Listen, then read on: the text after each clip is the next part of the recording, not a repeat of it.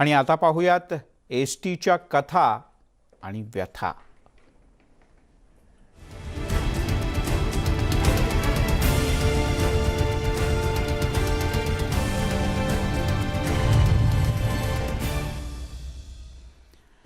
कोकणामध्ये सध्या शिमगोत्सवाची मोठी धूम आहे। राज्यभरातून लाखो चाकरमानी हे कोकणात दाखल झाले आहेत। यंदा मात्र एसटीची सेवा बंद असल्याने या चाकरमान्यांच्या खिशाला मोठा फटका बसतोय।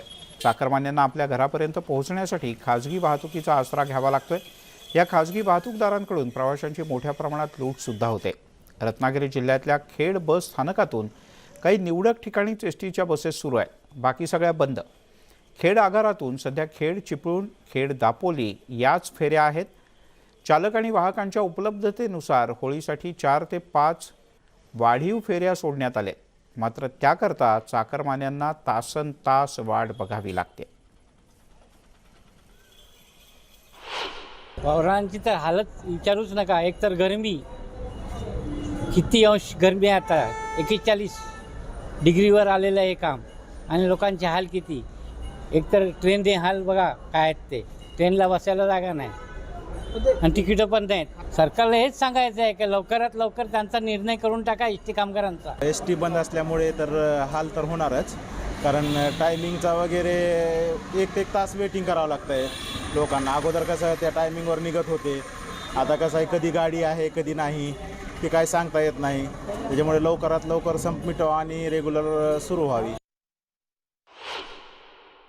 दरवर्षी जर आपण बघितलं तर शिमगोत्सवाला अनेक जादा बसेस सोडल्या जातात, कारण प्रवाशांची त्याप्रमाणे या ठिकाणी गर्दी असते म्हणून। मात्र आता आहेत त्या देखील बस फेऱ्या अजून सुरू नसल्यामुळं प्रवाशांचे हाल हे सुरूच आहेत, आणि काही थोड्या प्रमाणातच एस टीच्या सेवा ज्या आहेत या ठिकाणी सुरू आहेत। मात्र त्याचा सर्वात मोठा फटका शिमगोत्सवासाठी कोकणात दाखल झालेल्या प्रवाशांना पडलेला पाहायला मिळतो।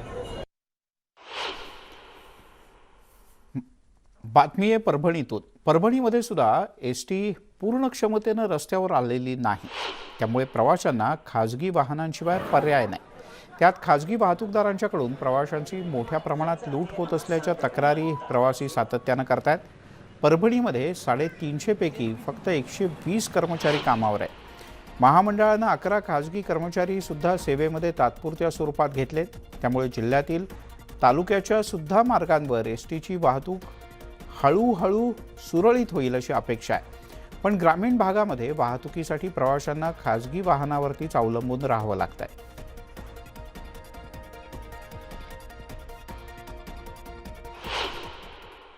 त्या परभणी आगारामध्ये टोटल संपामध्ये सामील जेव्हा संप चालू झाला त्यावेळी सर्व आगार बंद होते। त्यावेळी 350 कर्मचारी आगारातील संपामध्ये होते।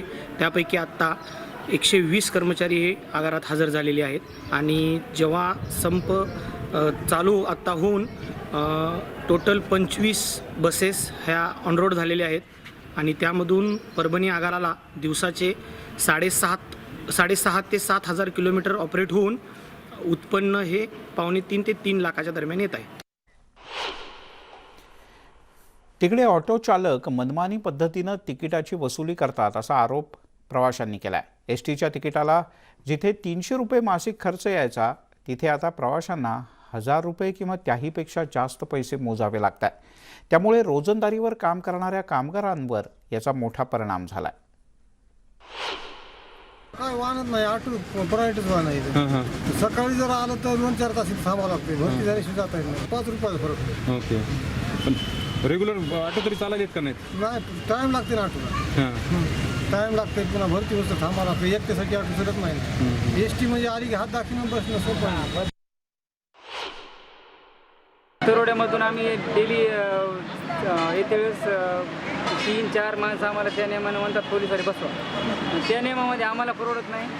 3 माणसाचे आम्हाला येतात 90 रुपये, 4 माणसं 90 रुपये येतात, 100 रुपये लिटर तेल आहे। त्या नियमानं जर चाललो तर आम्ही 4-5 माणसं 8 माणसं बसली आम्हाला 2000 फाईन मारतात। ते जास्त प्रवासी बसवले म्हणजे 8 प्रवासी बसवले तर आम्हाला पुढचं RTOचा त्रास आहे ट्रॉफिक याय जायचा ते 192 करतात 7-8 माणसं बसली आम्हाला 3 माणसं परवडत नाही त्यामुळे आम्हाला हे करावं लागते 8 माणसं बसवावं लागतात बस त्यांचा लई त्रास आहे. त्यांचं म्हणणं बरोबर आहे प्रवाशांचं 5 रुपयाचा तफावत आहे पण 5 रुपये जे कमी बसवाले घेतात तर तरोडा फाट्याहून घेतात ना तरोडा फाटा ते परभणी आम्ही गावातून आणतो ना तरोडात तर 5 रुपये आम्हाला 3 किलोमीटरचे 5 रुपये देणं म्हणजे काय मोठी गोष्ट नाही कारण आता वाढती महागाई हे डिझेल वाढलेलं आहे.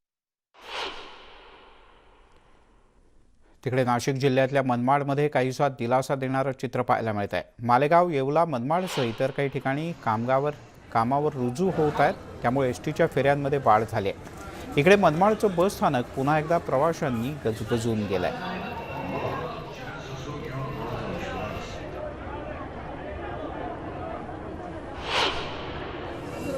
आम्ही दररोज जवळपास 55 ते 60 फेऱ्या करत आहेत.